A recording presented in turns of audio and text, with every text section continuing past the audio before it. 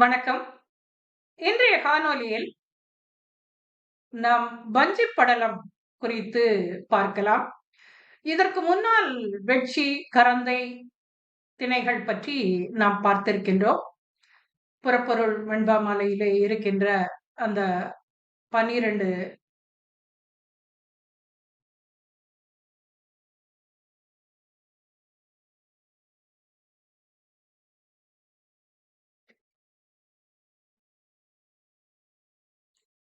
புறப்பொருள் வெண்பாமாலை கூறுகின்ற அந்த 12 புறத்திணைகளிலே 2 திணைகளை பற்றி பார்த்திருக்கின்றோம், வெட்சி, கரந்தை. இந்த காணொளியிலே வஞ்சி படலம் குறித்து நாம் பார்க்கலாம். இந்த வஞ்சி திணையின் இந்த காணொளியில் வணக்கம். இதற்கு முன்னர் வெட்சி, கரந்தை திணைகளை பற்றி பார்த்திருக்கின்றோம். இந்த காணொளியிலே புறப்பொருள் வெண்பாமாலை கூறுகின்ற வஞ்சி திணை குறித்து பார்க்கலாம். வஞ்சி திணை குறித்த விளக்கத்தையும் அதனுடைய துறைகள் குறித்த விளக்கத்தையும் இந்த காணொளியிலே நாம் பார்ப்போம். வாருங்கள், காணொளிக்குள் செல்லலாம். வஞ்சி திணை என்ன அப்படிங்கிறத விளக்கம் என்னங்கிறத பார்க்கலாம். அதாவது நம்ம இதுக்கு முன்னாடி 2 திணைகளை பார்த்திருக்கோம். அது வெட்சி திணையும் கரந்தை திணையும். பகைவேந்தர்களுக்கு உரிமையான நாட்டிலே புகுந்து அந்த நாட்டவருக்கு உரிமையான ஆணிரைகளை கவர்ந்து வருதலாகிய திணைதான் வெட்சி, இந்த வெட்சி போர். அப்படி கவர்ந்து போவோரை வென்று அவற்றிற்கு உரிய நாட்டவர், அந்த ஆணிரைக்கு உரிய நாட்டவர் என்ன செய்வாங்க, தன்னுடைய நிறைகளை, தன்னுடைய ஆணிரைகளை மீட்டு போதல் தான் கரந்தை. இந்த 2 போரும் 2 திணைகளில், முதல்ல வெட்சி, கரந்தை 2 திணைகளிலே பார்த்தோம்.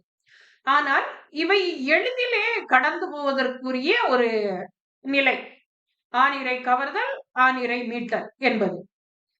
ஆனால் இந்த வஞ்சி படலம், இந்த வஞ்சி திணையானது அப்படிப்பட்டதன்று. பகைவேந்தர் தன்னுடைய மண்ணினை கைக்கொள்ள நினைத்து போரிடப் போகின்றனர்.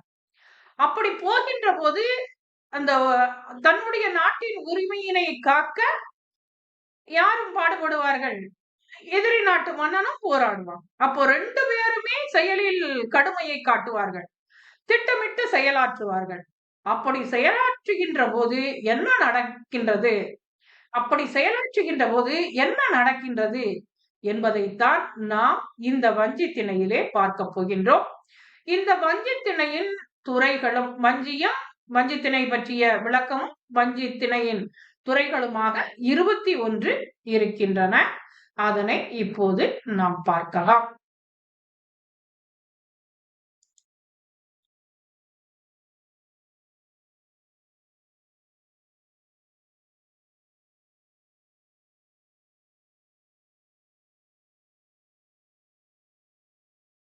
வஞ்சியும் வஞ்சி திணையின் துறைகளும் 21. அது என்னென்ன அப்படிங்கிறத நாம் இந்த நூற்பாவின் வழி காணலாம். வாடா வஞ்சி, வஞ்சி அரவம், கூடார் பிணிக்கும் குடைநிலை வாழ்நிலை, கொற்றவை நிலையே கொற்ற வஞ்சி, குற்றமில் சிறப்பிற் கொற்ற வள்ளை, பேரான் வஞ்சி, முதுமொழி வஞ்சி, கொடையின் வஞ்சி, குருவஞ்சியே, ஒரு தனி நிலையோடு தழிஞ்சி பாசறை பெருவஞ்சியே, பெருஞ்சோற்று நிலையோடு நல்லிசை வஞ்சி என நாட்டினர் தொகுத்த எஞ்சா சீர்த்தி 21 வஞ்சியும் வஞ்சி துறையும் ஆகும் என்று சொல்கின்றார். இந்த வஞ்சி திணையும் வஞ்சி திணையின் துறைகளும் 21. இந்த வஞ்சி திணை என்பது என்ன என்பதை அடுத்து விளக்குகின்றார். அது என்ன என்பதை நாம் பார்க்கலாம்.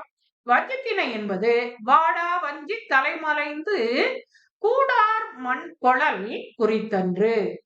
வஞ்சி, வாடாத வஞ்சி பூ மாலையை தலையிலே சூடிக்கொண்டு ஒரு அரசன் தன்னுடைய பகைவன் மண்ணை கைப்பற்ற எண்ணி செல்லுதல் ஆகும். கைப்பற்ற எண்ணி செல்லுதல் இந்த வஞ்சி திணை என்பதாகும். வஞ்சி அரவம், இந்த திணையின், இந்த வஞ்சி திணையின் துறைகள் 20. வஞ்சி திணையின் விளக்கமானது 1. இது இரண்டும் கூட்டினால் 21. அதிலே அடுத்ததாக இதனுடைய துறைகளை நாம் பார்ப்போம். வஞ்சி அரவம். வள்வார் முரசூடு வயக்களிறு முழங்க. அடுத்ததாக வஞ்சி அரவம், அதனுடைய துறை, முதலாவது துறை, அது என்ன என்று பார்ப்போம். வள்வார் முரசமுடு வயக்களிறு முழங்க ஒள்வாள் தானை உருத்தெழுந்தன்று. ஒள்வாள் தானை உருத்தெழுந்தன்று. வலிமையுடைய வாரினால் கட்டப்பட்டிருக்கின்ற அந்த வீர முரசத்தினோடு வலிய போர்க்களிர்களும் முழக்கமிட ஒளி மிகுந்த வாளினை ஏந்திய படை மறவர்கள் சினந்து கிளர்ந்து எழுந்ததை குறிப்பதுதான் வஞ்சி அரவம். அரவத்தோடு, அரவம் என்றால் ஓசையோடு அவர்கள் கிளர்ந்து சினந்து எழுகின்ற அந்த ஆரவத்தோடு, ஆரவாரத்தோடு எழுவதுதான் இந்த வஞ்சி அரவம் எனப்படுகின்றது. வஞ்சி அரவம் வள்வார் முரசமோடு வயக்களிறு முழங்க ஒள்வாள் தானை உருத்தெழுந்தன்று. அவர்கள் சினந்து கிளர்ந்து எழுந்ததை குறிப்பதுதான் இந்த வஞ்சி அரவம்.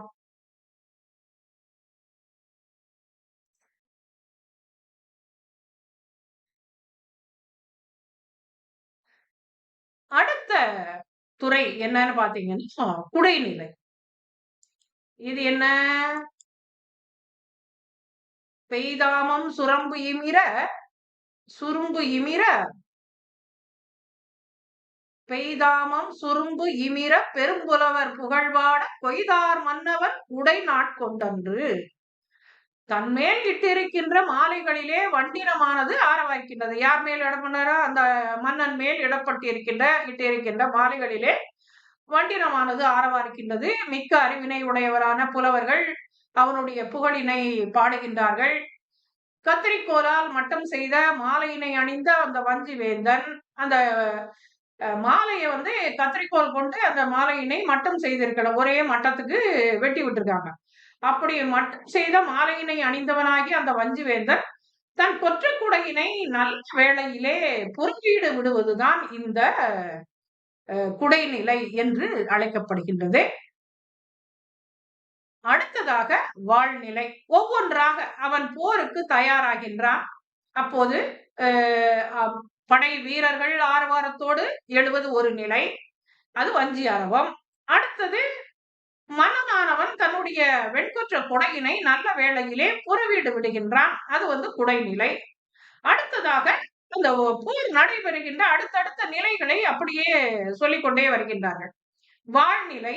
செற்றார் மேல் செலவமர்ந்து கொற்ற வாழ்நாட் கொண்டன்று. பகைவர் நாட்டின் மேல் படையெடுத்து செல்ல விரும்பிய அந்த மன்னவனானவன் தன்னுடைய வெற்றி வாளினை நல்ல முழுத்தத்திலே, நம்ம முகூர்த்தம் சொல்லுவோம்ல, அதனால நல்ல முழுத்தத்திலே புறவீடு விடுவதை இந்த வாழ்நிலை என்று சொல்கின்றார்கள். முதல்ல வஞ்சி அரவம், படை வீரர்கள் சினந்து ஆர்த்து எழுவது. அடுத்தது குடைநிலை, மன்னன் தன்னுடைய வெண்கொற்ற குடையை புறவீடு விடுவது. அடுத்தது வாழ்நிலை, தன்னுடைய வெற்றி வாளினை நல்ல முகூர்த்தத்திலே புறவீடு விடுவது வாழ்நிலை. அடுத்ததாக கொற்றவை நிலை, இது 4வது நிலை. இந்த கொற்றவை நிலையிலேயே 2 நிலைகள் இருக்கின்றது. அது ஒரு நிலை என்ன என்பதை முதலில் பார்ப்போம், அடுத்தது 2வது நிலையை பார்ப்போம். நீடோளான் நீழ்தோளான் வென்றி கொள்கன நிறைமண்டை வலனுயரி கூடாரை புறங்காணும் கொற்றவை நிலை உரைத்தன்று. நீண்ட தோள்களை உடையவனான தன்னுடைய மன்னவன் வெற்றி கொள்வானாக என்று நல்ல பொருள்களால் நிறைந்துள்ள பாத்திரத்தை வெற்றியாக உயர்த்து அவன் பகைவரை புறங்காண வைக்கின்ற அந்த பகைவர்களை இவன் புறங்காண வைக்கின்ற அந்த நிலையை அவனுக்கு கொடுக்கின்றவனாகிய இந்த வெற்றி திருமகளாகிய கொற்றவை நிலையினை உரைத்தல் இந்த கொற்றவை நிலை. அப்போ மன்னனுக்கு இந்த வெற்றியை கூடாரை புறம் காணுகின்ற நிலையை கொடுப்பது யார் என்றால் கொற்றவை. அதனால் அந்த கொற்றவை நிலையை, அவனுக்கு வெற்றியை தருபவளாகிய இந்த கொற்றவையின் நிலையை உரைத்தல் தான் கொற்றவை நிலை. நீடோளான் வெந்தி கொள்கன நிறைமண்டை வலனுயரி கூடாரை புறங்காணும் கொற்றவை நிலை உரைத்தன்று. அடுத்ததாக கொற்றவை நிலை 2. மைந்துடை ஆடவர் செய்தொழில் கூறலும் அந்தமில் புலவர் அதுவென மொழிவ. வலிமையுடைய போர் மரவர் செய்யும் தொழிலை சிறப்பித்து சொல்லுதலும் அந்த துறையே ஆகும் என முடிவில்லாத அறிவினை உடைய புலவர்கள் கூறுவார்கள். புலவர்கள் என்ன சொல்றாங்க அப்படின்னு சொன்னா,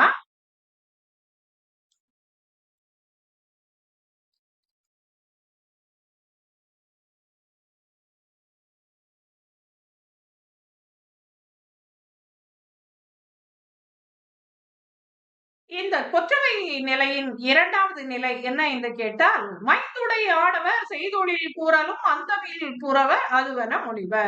எது என்ன மொழிவ? மைந்துடை ஆடவர் செய்தொழில் கூறலும், வலிமையுடைய அந்த போர் மறவர்கள் செய்யும் தொழிலை சிறப்பித்து சொல்லுதலும் கொற்றவை நிலையிலேயே அடங்கும் என்று யார் சொல்றாங்கன்னா, அந்தமில் புலவர், முடிவில்லாத அறிவினை உடையவர்களாகிய புலவர்கள் கொற்றவை நிலைதான் இதுவும் என்று சொல்கின்றார்கள் என்று அதற்கு விளக்கம் அளித்திருக்கின்றார்கள். கொற்றவை நிலை இது 2. முதலிலே மன்னனுக்கு வெற்றி தரக்கூடியதாகிய கொற்றவை நிலையை உரைத்தல் கொற்றவை நிலை. 2வதாக மைந்துடைய ஆடவர் செய்தொழில் கூறலும் அந்தமில் புலவர் அதுவென மொழிவ. அடுத்ததாக 5வதாக வருகின்ற துறை என்ன என்றால் கொற்ற வஞ்சி.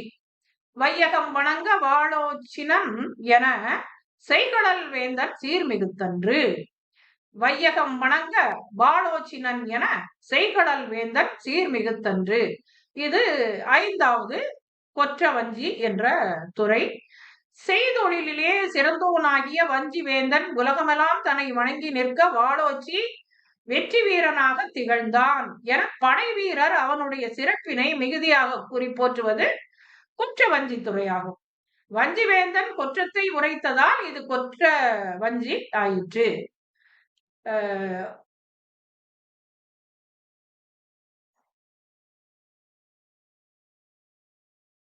அடுத்ததாக 6வதாக கொற்றவள்ளை என்ற துறை. மன்னவன் புகழ் கிளந்து ஒன்னார் நாடு அழிவிறங்கின்று.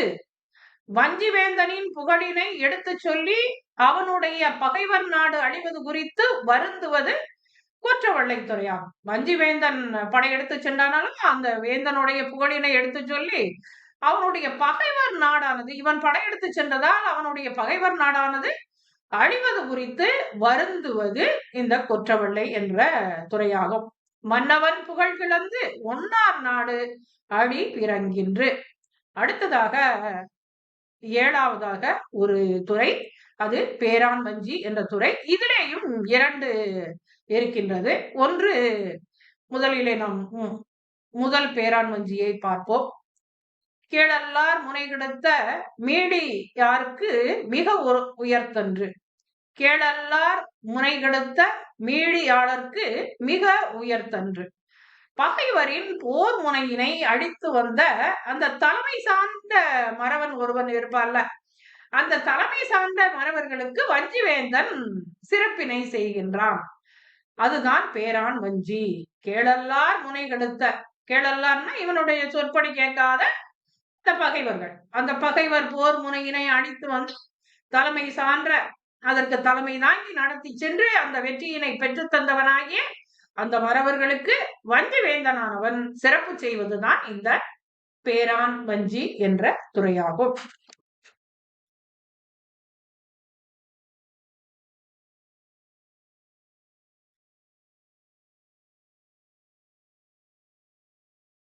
அடுத்தது பேரான் வஞ்சி 2.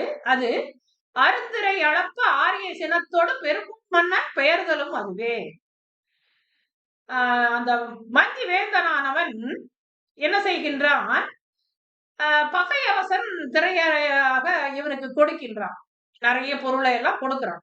அதனால் தனிந்த சினத்தோடு, அதனால அவனுக்கு சினம் எல்லாம் தணிகின்றது. தனிந்த சினத்தோடு பகைவர்களை அவன் மேலும் வருத்தாது, அவங்களை இன்னமும் தொந்தரவுபடுத்தாம என்ன செய்கின்றான், தன் நாட்டிற்கு மீண்டு போதலும் பேரான் வஞ்சி. அவன் தன்னுடைய நாட்டிற்கு சரி போட்டோம், அவன் நம்முடைய அடியினை பணிந்து விட்டான், திரைப்பொருளை கொடுத்து விட்டான், அதனால் நாம் நம்முடைய நாட்டிற்கு செல்லலாம் என்று அவர்கள் தன்னுடைய நாட்டிற்கு செல்வதும் மீண்டும் பகையினை நீட்டித்துக் கொண்டு போய் அவர்கள் மேல் படைகளை செலுத்தாமல் அவன் தன்னுடைய நாட்டிற்கு மீண்டு போதல், இந்த வஞ்சி வேந்தனானவன் தன்னுடைய நாட்டிற்கு மீண்டு போதல் பேரான் வஞ்சி என்ற துறையிலே அடங்கும். ஒன்று, அந்த போர் முனையினை அடித்து வந்த தலைமை சார்ந்த மறவர்களுக்கு வஞ்சி வேந்தன் சிறப்பு செய்தல் பேரான் வஞ்சி. இரண்டாவது பேரான் வஞ்சி என்ன என்றால், அதனோடு அடங்கும் என்று சொல்வது என்ன என்றால், பகை அரசன் திரையாக பல பொருட்களை கொடுக்கின்றான். அதனால் வஞ்சி வேந்தனானவன் தன்னுடைய சினமானது தணிந்து அவர்களை மேலும் வருத்தாது தன்னுடைய நாட்டிற்கு மீண்டு போகின்றான். அதுவும் பேரான் வஞ்சி துறைதான் என்று சொல்கின்றார். அடுத்ததாக மாராய வஞ்சி.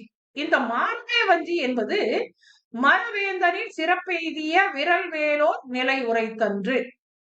மரவேந்தனின் சிறப்பு எய்திய விரல் வேளார் நிலை உரைத்தன்று. போர் மரத்தையுடைய வஞ்சி வேந்தனால் சிறப்பு செய்யப்பட்ட வெற்றி வேலோரான மறவர்களின் நிலைமையை சொல்வது மாராய வஞ்சி.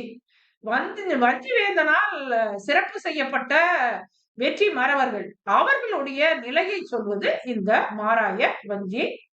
அடுத்ததாக சிறப்பு என்பது என்ன அப்படின்னா, அவங்களுக்கு இந்த ஏனாதி காவிதி அப்படிங்கிற பட்டம்லாம் சிறப்பு பெயர்லாம் கொடுப்பாங்கல்ல, சிறப்பு பட்டங்கள்லாம் வீரர்கள் சிறந்த வீரர்கள் என்பதற்கான பட்டங்கள்லாம் கொடுக்குறாங்க. அவங்களுக்கு நாடு, ஊரு, பொண்ணு, மணி எல்லாத்தையும் கொடுப்பாங்கல்ல, அதுதான் மாராயம் என்பது அரசனால் செய்யப்படுகின்ற வீரர்களுக்கு செய்யப்படுகின்ற சிறப்பு. அடுத்ததாக நெடுமொழி வஞ்சி.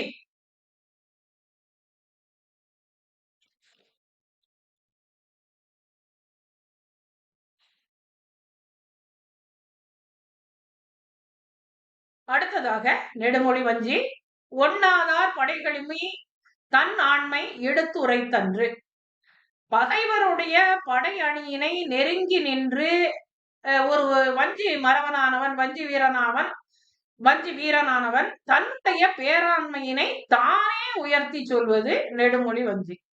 பகைவர் படையணியினை போய் நெருங்கி நின்று ஒரு வஞ்சி மறவனானவன் என்ன சொல்கின்றான், தன்னுடைய பேராண்மையினை தன்னுடைய வீரத்தினை தானே உயர்த்தி சொல்கின்றான். அப்படி அவன் தானே உயர்த்தி சொல்வதுதான் இந்த நெடுமொழி வஞ்சி. அடுத்தது முதுமொழி வஞ்சி என்பது தொன்மரபின் வாட்குடியின் முன்னானது நிலை கிளந்தன்று. இது 10வதாக உள்ள துறை முதுமொழி வஞ்சி. தொன்மரபின் வாட்குடியின் முன்னானது நிலை கிளந்தன்று. இதுலயே நமக்கு நல்லா புரியுது, தொன்மையான இந்த மரபினை உடையதாகிய இந்த வாழ் மறவர்கள் குடியிலே வந்தோர் ஒருவனை சுட்டி அவனுடைய முன்னோர் ஒருவரின் நிலை, அவன் எப்படிப்பட்டவன், அவனுடைய முன்னோர்கள் எல்லாம் எப்படிப்பட்ட வீரத்தினை உடையவர்களாக இருந்தார்கள் என்பதை சொல்லி சிறப்பிப்பது இந்த முதுமொழி வஞ்சி. முன்னோர்களுடைய சிறப்புரைத்து அந்த வாட்குடி மரபிலே முன்னோனாக பிறந்தவனின் சிறப்பினை உரைத்து சொல்லுவது முதுமொழி வஞ்சி. அடுத்ததாக 11வது துறை உளவுல வஞ்சி. நேராதார் வளநாட்டை கூரெறி கொளியி என்று. நேராதார் வளநாட்டை கூர் எரி கொளியி. நேராதார் வளநாட்டை கூர் எரி கொளியி என்று. பகைவர்களின் வளமுடைய நாட்டினை மிக்க நெருப்பிட்டு கொளுத்துவது இந்த உளவுல வஞ்சி. இப்போ உங்களுக்கு கேட்கலாம், இந்த உளவுல வஞ்சி என்பது எதனை குறிக்கும்? 4 ஆப்ஷன் கொடுத்து கேட்கலாம். எப்படி கேட்பாங்க? வீரர்களை சிறப்பிப்பது, புலவர்களை சிறப்பிப்பது, நெருப்பிட்டு கொளுத்துவது என்று ஆப்ஷன் நிறைய உங்களுக்கு கொடுத்திருப்பாங்க. கொடுத்ததுல நீங்க அதற்கான விடையினை தேர்ந்தெடுக்க வேண்டும். அப்படி தேர்ந்தெடுக்கின்ற போது நீங்கள் சரியான விடையை தேர்ந்தெடுக்க வேண்டும் அல்லவா? அதற்கு நீங்க இந்த துறைகளை எல்லாம் பார்த்து கொள்ள வேண்டும். இது உளவுல வஞ்சி என்பது பகைவரின் உளவுல வஞ்சி என்பது பகைவரின் வளமுடைய நாட்டினை மிக்க நெருப்பிட்டு கொளுத்துவதுதான் இந்த உளவுல வஞ்சி என்பது. அடுத்ததாக மழபுல வஞ்சி. கூடார் முனை கொள்ளை சாற்றி வீடர கவர்ந்த வினை முடிந்தன்று. அதாவது பகைவரின் வேற்றுப்புலத்தினை கொள்ளை ஊட்டி அங்குள்ள வீடுகள் அனைத்தும் வீடற கவர்ந்த வினை முடிந்தன்று. வீடுகள் அனைத்தையும் பாழ்படுத்தி போகுமாறு அங்குள்ள செல்வம், அந்த வீட்டுல இருக்கிற செல்வத்தை எல்லாம் கொள்ளையிட்ட செயலை சொல்வதுதான் இந்த மழபுல வஞ்சி என்பது. முதல்ல உளபுல வஞ்சி அந்த நாட்டை கொளுத்துவது. இது கூடார் முனை கொள்ளை சாற்றி வீடற கவர்ந்த வினை மொழிந்தன்று. பகைவரின் வேற்றுப்புலத்தினை கொள்ளையிட்டு விட்டு அதோட முடிக்கிறது இல்ல, அங்குள்ள வீடுகள் அனைத்தையும் பாழ்படுத்தி அங்கு அந்த வீடுகளிலே இருந்த செல்வங்களை எல்லாம் கொள்ளையிட்ட செயலை சொல்வதுதான் இந்த மழபுல வஞ்சி. அடுத்ததாக 13வது துறை. மொத்தம் எத்தனை துறை இருக்குன்னு பார்த்தோம் இந்த வஞ்சி திணையில.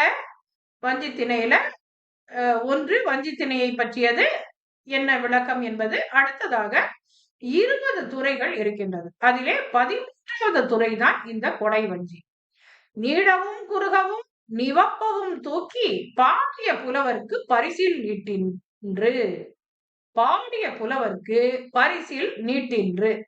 வஞ்சிவேந்தன் தன்னுடைய வெற்றி குறித்து என்ன செய்கின்றானா, உச்சமாக ரொம்ப இவனை உயர்த்தியும் சொல்லல, நீளவும் குறுகவும் ரொம்ப மந்தமாகவும் மட்டமாகவும் சொல்லல, குறைவாகவும் சொல்லல, நிவப்பவும் சமமாகவும் இசையினை அளந்து, அதாவது தூக்கி எவ்வளவு சொல்லணுமோ அந்த அளவுக்கு இசையினை அளந்து பாடிய புலவர்களுக்கு அவன் என்ன செய்கின்றான், பரிசினை வழங்குகின்றான். அதுதான் கொடை வஞ்சி. அடுத்ததாக குரு வஞ்சி. இந்த குருவஞ்சியிலே 2 வஞ்சி இருக்கு. குருவஞ்சி 1, 2 இருக்கு.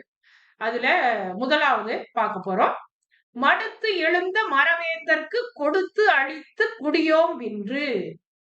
அதாவது படைகள் அப்படியே மண்டி நிக்குதான். அந்த படை மண்டி இருக்கும் போது எழுந்து சென்றவனான வீரத்தை மண்டிய படை கொண்டு எல்லாம் அந்த நிறைய படை, அந்த மண்டுதல் அப்படின்னா எல்லாம் கூடி குழுமி இருக்கிற அந்த படைகளோடு சேர்ந்து தன்னுடைய சென்றவனான வீரத்தை உடைய வஞ்சி வேந்தனுக்கு நல்ல தன்னுடைய படைகளோடு செல்றான்.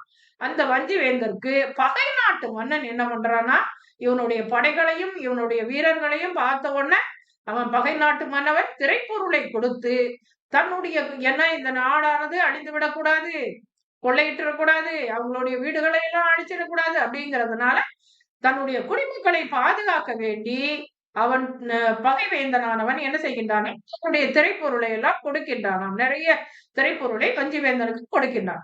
அப்படி திரைப்பொருளை கொடுத்து தன்னுடைய குடிமக்களை பாதுகாத்துக் கொள்வதுதான் இந்த குரு வஞ்சியாகும். இது குருவஞ்சியிலே முதலாவது. மடுத்து எழுந்த மறவேந்தற்கு கொடுத்து அழித்து குடியோம்பின்று. நமக்கு புரியுது, இந்த நூற்பாக்கள் சொல்லி இருக்கப்பட்டிருக்கின்ற விளக்கங்கள் எல்லாமே நல்லா புரியுது இல்லையா? அடுத்ததாக வஞ்சி சோடி சென்றவர்கள் போர் செயல் முற்று பெறாத பகையரசர் தந்த திரைப்பொருளோடு மீண்டு வந்ததால் இது குரு வஞ்சி ஆயிற்று. இந்த வஞ்சி சூடி, அந்த வஞ்சி மாலை சூடி அவங்க போறாங்க. எதுக்காக போறாங்க? போர் செய்யறதுக்காக போறாங்க. ஆனா அந்த போர் செயலை செய்யாம பகையரசன் என்ன செஞ்சிடறான், இவங்க போன உடனே பார்த்து பயந்து உடனே திரைப்பொருளை கொடுத்துட்றான். கொடுத்த உடனே இவங்க மீண்டு வந்துடுறாங்க. அதனால இது குரு வஞ்சி ஆயிட்டான்.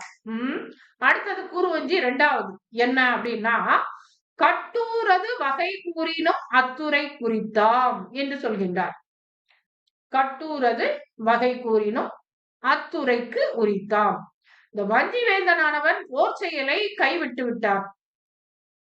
என்னன்னா, அவன் திரைப்பொருளை கொடுத்து விட்டான். அதனால இவன் அந்த போர் மேற் செல்வதை நிறுத்திவிட்டு இருக்கின்றான். எங்க இருக்கான் அப்படின்னா, அந்த பாசறையின் கூறுபாட்டினை. கட்டூர் என்பது நம்ம முந்தைய பார்த்திருக்கோம்.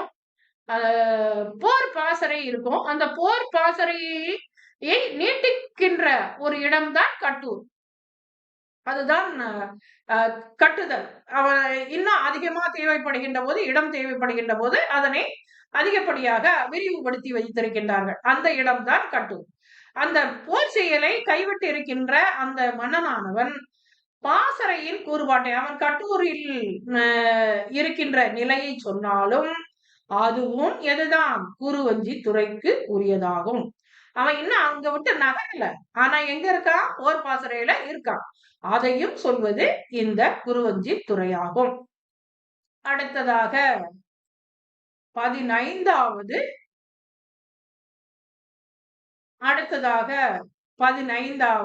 துறை ஒரு தனி நிலை. பொறுபடையுள் கற்சிறை போன்று ஒருவன் தாங்கிய நிலை உரைத்தன்று. போரினை செய்திருக்கும் படையிடத்தே வஞ்சி மறவன் ஒருவன் வெள்ளத்தை தடுத்து நிற்கும் கல்லணை போன்று தன் மேல் வருகின்ற பகைப்படை வெள்ளத்தை எல்லாம் தான் ஒரு நின்று தடுத்து நிறுத்தியிருக்கின்றான். அவனின் நிலையினை சொல்வதுதான் இந்த ஒரு தனி நிலை. அவன் ஒருவராக நின்று பகைப்படை வெள்ளத்தை எல்லாம் தான் ஒருவனாக நின்று தடுத்து நிறுத்தியிருக்கின்றான் ஒரு மறவன். அவனின் நிலையினை சொல்வதுதான் ஒரு தனி நிலை. அடுத்த துறை 16வது துறை தளிஞ்சி. அழிகுணர் புறக்கொடை அயில் வாழ் ஓச்சா கழிதரு.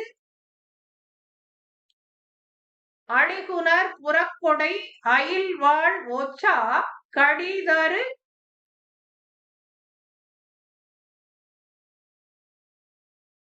அழிகுணர் புறக்கொடை அயில் வாழ் ஓச்சா களி தருகண்மை காதலித்து உரைத்தன்று. தனக்கு எதிர் நிற்க முடியாது வலி இழந்தோர் கெட்டோடும் காலத்து அவரின் முதுகுப்புறத்தே தன்னுடைய கூரிய வாளினை எரியாத ஒரு வீரனின் மிக்க மரப்பண்பினை கண்டோர் அதனை விருப்பத்துடன் உரைப்பதுதான் தளிஞ்சியாகும்.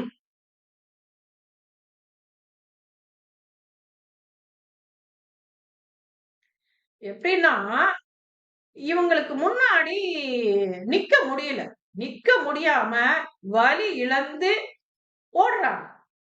ஆனா அவங்க முதுகுப்புறத்துல தன்னுடைய கூரிய வாளினை எரிந்து அந்த வீரனை துன்புறுத்தாமல்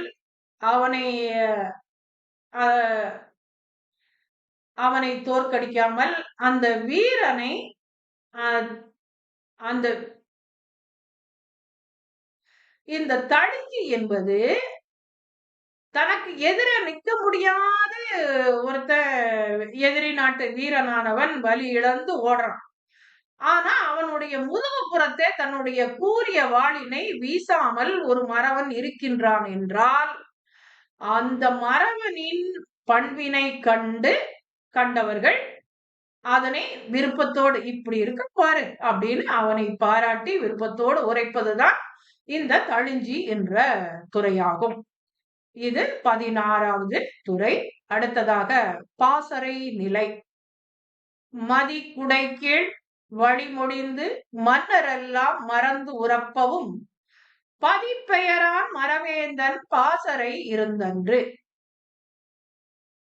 மதியினை போன்ற வெண்கொற்ற குடை, அதற்கு கீழாக பகைவேந்தர்கள் தம்மை தாழ்த்தி சொல்லியவரை அவங்க எல்லாம் சொல்றாங்க, நாங்கெல்லாம் என்ன, நீங்க தான் உயர்ந்தவங்க, நாங்க ஒண்ணுமே இல்ல, நாங்க உங்க வீரத்துக்கு முன்னாலே நாங்கெல்லாம் என்ன அப்படிங்கிறதெல்லாம் அவங்க தன்னை தாழ்த்தி கொண்டு இவனை உயர்த்தி சொல்லி கொண்டு இருக்கின்றார்கள்.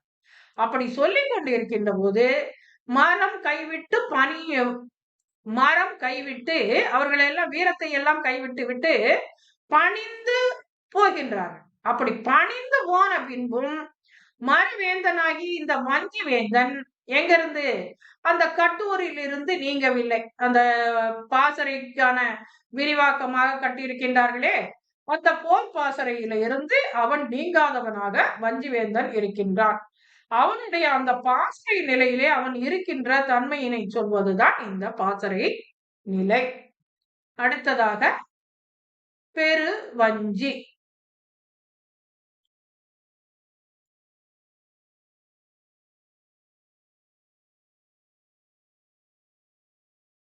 அடுத்ததாக பெருவஞ்சி 18வது துறை. முன் அடையார் வளநாட்டை பின்னரும் உடன்று எரிகொளி இயன்று. பகைவேந்தர்கள் வலி இழந்து போன நிலையிலும் தன் முன் வந்து பணிந்து சேராதவராக இருப்பவரின் வளநாட்டினை, தன் முன்னாடி வந்து பணிந்து சேராதவர்கள் இருப்பாங்கல்ல, நம்ம போய் அடிபடுகிறதா அப்படின்ட்டு அப்படி இருக்கிறவங்களுடைய வளநாட்டினை வஞ்சிவேந்தன் எரியூட்டி அளிப்பதுதான் இந்த பெருவஞ்சி என்ற துறையாகும். இது 18வது துறை. அடுத்ததாக 19வது துறை.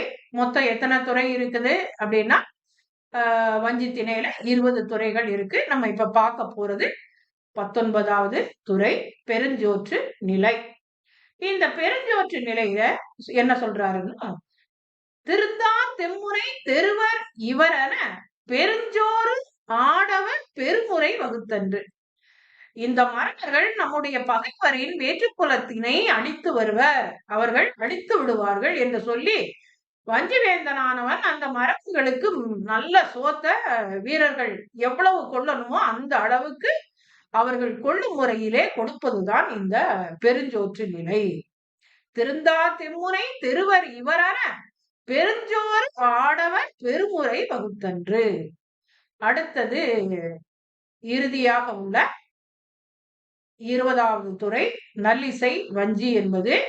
இதிலே 2 நல்லிசை வஞ்சி இருக்கிறது. ஒன்று ஒன்னாதார் முனைகட இருத்த வெண்வேலல் ஆடவர் விரல் மிகுத்தன்று.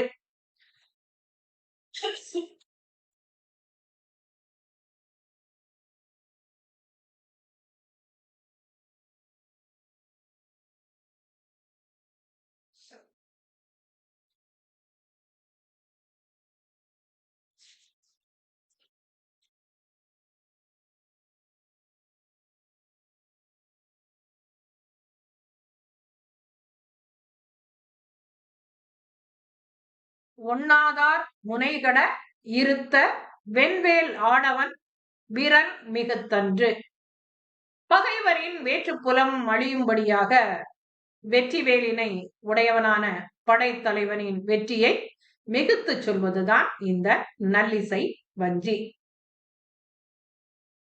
ஒன்னாதார் முனைகட இருத்த வெண்வேல் ஆடவன் விரல் மிகுத்தன்று. படைத்தலைவனின் வெற்றியை மிகுத்து சொல்வதுதான் இந்த நல்லிசை வஞ்சி 1. அடுத்தது நல்லிசை வஞ்சி 2 என்ன என்று பார்ப்போம். இருத்த பின்பு அழிவு இரங்கல் மறுத்து உரைப்பினும் அத்துறையாகும். வஞ்சி வேந்தன் பகை நாட்டை வென்று அதனை கை கொண்டு தங்கிய பின்பு அந்த நாட்டின் அழிவினுக்கு இறங்கி சொன்னாலும், வஞ்சிவேந்தன் பகை நாட்டை வென்று அதனை கை கொண்டு அங்கே தங்கி இருக்கின்றான். அந்த நாட்டின் அழிவு இவ்வளவு நடந்துருச்சே அப்படின்னு அந்த அழிவிற்காக இறங்கி சொன்னாலும் அதுவும் எதை சார்ந்ததுதான்? நல்லிசை வஞ்சியே. அதுவும் வஞ்சிவேந்தனின் வெற்றி சிறப்பு தான். அவன் பகைவர் நாட்டை அழித்திருக்கின்றான் அல்லவா? அதனால் யாருடைய வெற்றி தான் அது? வஞ்சிவேந்தனுடைய வெற்றி சிறப்பு தான். அதுவும் நல்லிசை வஞ்சிதான் என்று சொல்கின்றார். அடுத்தது இதற்கு மாறுபட்டது இன்னொன்று உண்டு. இந்த கொற்றவள்ளை துறை என்பது, அந்த கொற்றவள்ளை துறை வரும் அழிவினை குறித்து இரங்கல். இது நடந்த பின்பு இரங்கல் இந்த நல்லிசை வஞ்சி என்பது. ஆனால் கொற்றவள்ளை துறை என்பது வரும் அழிவினை நினைத்து இறங்குதல். இன்னைக்கு நாம் வஞ்சி திணையின் விளக்கமும் வஞ்சி திணையின் துறைகளையும் 20 துறைகளையும் பார்த்தோம். மீண்டும் அடுத்த காணொளியிலே இன்னும் ஒரு நல்ல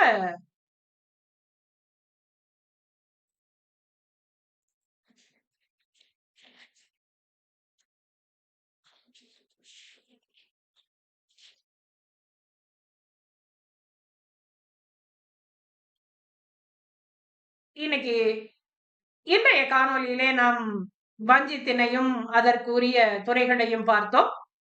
இனி வருகின்ற காணொளிகளிலே காஞ்சி திணையும் அதற்குரிய துறைகளையும் பார்க்கலாம். மீண்டும் மற்றொரு காணொளியிலே உங்களை சந்திக்கின்றேன். நன்றி, வணக்கம்.